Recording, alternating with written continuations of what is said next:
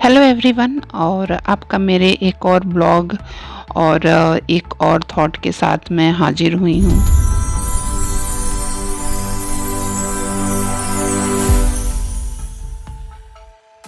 ये वीडियो आपको बहुत पसंद आएगा और ये जो वीडियो है वो मैं अपनी मॉर्निंग का रूटीन भी और एक पूजा ब्लॉग शेयर कर रही हूँ। तो यहाँ पे मॉर्निंग में सारे कमरों में झाड़ू वगैरह लगाने के बाद यहाँ पे मैं अपने बिस्तर को ठीक कर रही हूँ, क्योंकि घर में अगर पूजा पाठ होती है तो सबसे पहले है कि हम अपने घर को थोड़ा सा क्लीन करें।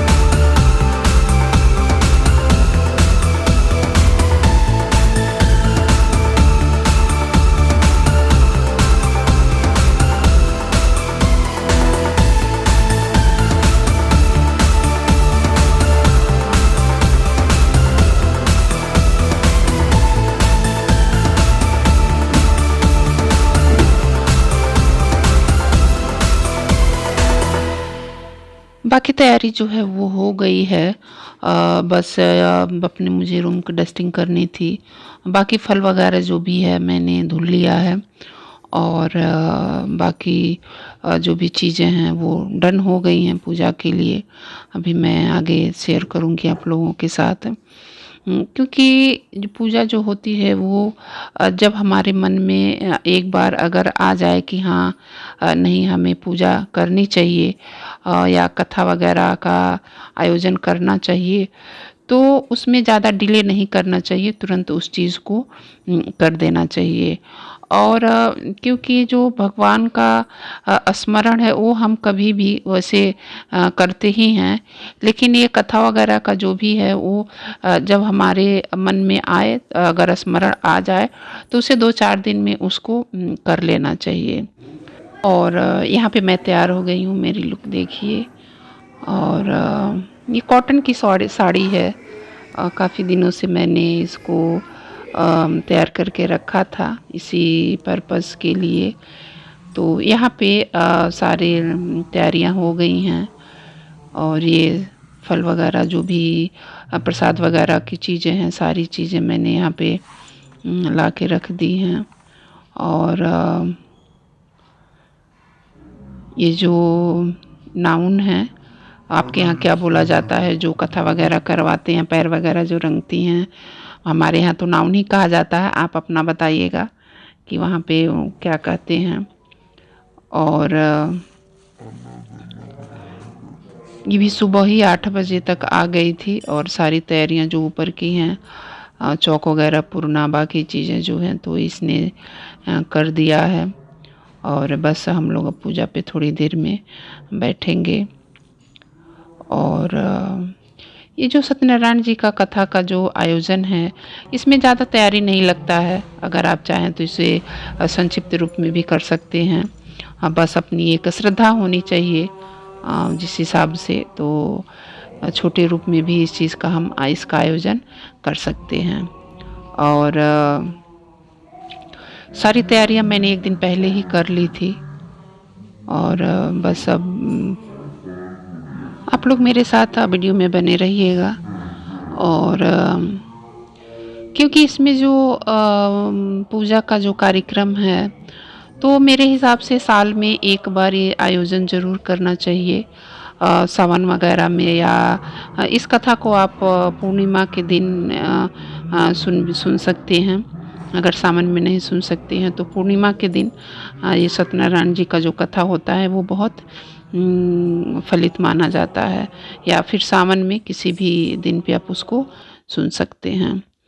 तो यहाँ पे हम लोग बैठ गए हैं और सारी तैयारियाँ लगभग डन हो गई हैं। और जो भी चीज़न है पूजन की विधि थोड़ी देर में आरंभ होगी। और जो भी मेरे रिलेटिव थे तो वो भी लगभग आ गए हैं। आसपास के जो भी लोग हैं उन सबको धीरे धीरे आ ही रहा है। और उसके बाद फिर ये कथा का जो है आयोजन शुरू होगा। वैसे भी अगर घर में पूजा पाठ अगर हो जाता है तो एक शुद्धि हो जाती है और मन को बहुत ही प्रसन्नता मिलती है। तो जब भी टाइम मिले, जब भी थोड़ा कुछ भी ओकेजन हो तो इसको ज़रूर करना चाहिए।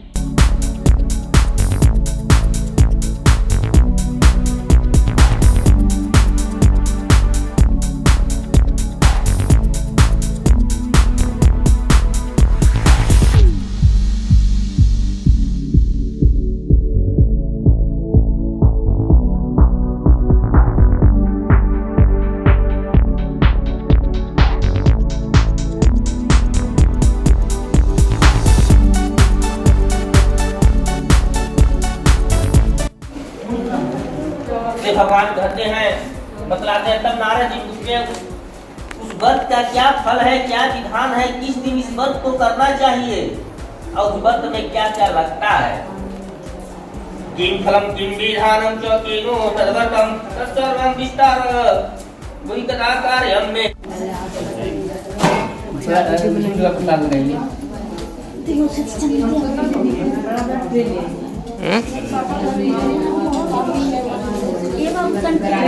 हाँ, अनुराग लाल जाओ दादी के पास चले जाओ, जाओ फोटो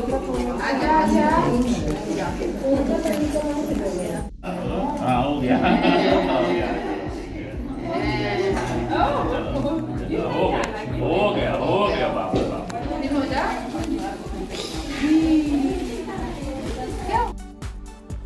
और यहाँ पे लगभग जो कथा है वो कंप्लीट हो गया है। बस हवन की तैयारी है और उसके बाद फिर जो भी प्रसाद वगैरह है वो उसका वितरण होगा।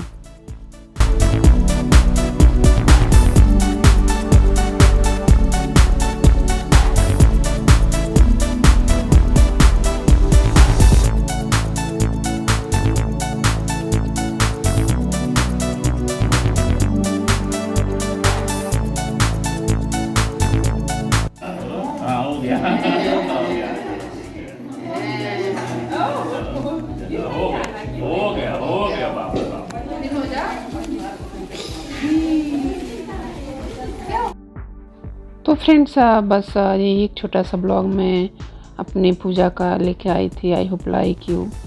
और फिर मैं आपको अपने अगले ब्लॉग में मिलती हूँ कुछ रूटीन के साथ। तब तक के लिए bye bye and take care. Thank you for watching.